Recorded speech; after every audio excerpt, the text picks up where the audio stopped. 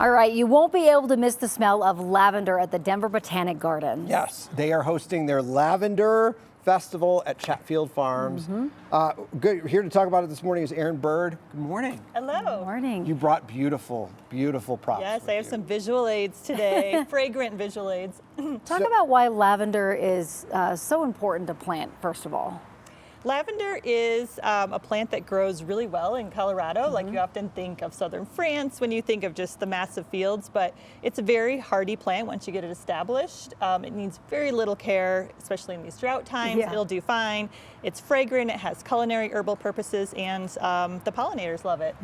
You do this event every year. I've always read about it, always wanted to go. Why do you think it's so popular?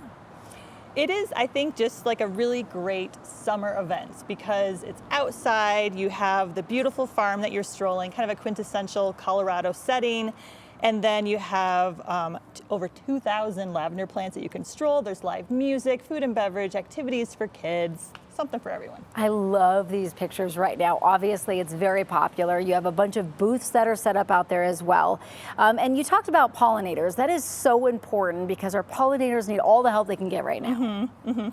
Exactly, yes. A lot of people are kind of hesitant to put new plants in the ground right now because of the water restrictions, but now is more than ever important to add more plants. We need them for the pollinators, for habitat, and just to help our environment in these tough times. Speaking of drought restrictions, you know, like you said, people are hesitant. Are these low water, or is it good for my yard? Yes, these are xeric, low water, water-wise, whatever you want to say, plants.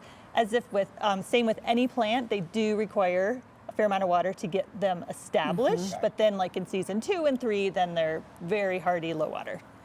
Do people need tickets to the event this weekend? Yes, indeed. Advanced tickets are required for Lavender Festival, so get them ahead of time. And I do know that a lot of the morning slots, because we're anticipating a hot weekend, are already selling out, so get them soon.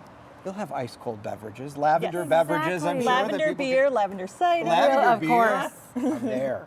I'm there. You guys have a lot of lavender stuff out there, like soaps and everything Yes, that, like there everything are lavender. a bunch of local artisan vendors, all the Bath and Body stuff. You can buy live lavender plants, dried lavender, all the things. Anything we need to know about the plants you brought in? Are these a specific variety? These are the different varieties of the English lavender. So there's the French lavender and the English lavender. The English is one of the 2 varieties that really grows well here. All right. Okay. Good to know. Well, I know that this is such a popular event for you guys every year. Of course, this is the one out by Chatfield, and I know that you got to get your tickets in advance. You're talking about every year. It's the scorcher of the summer weekends, and it is going to be warm this weekend. So get your tickets in advance.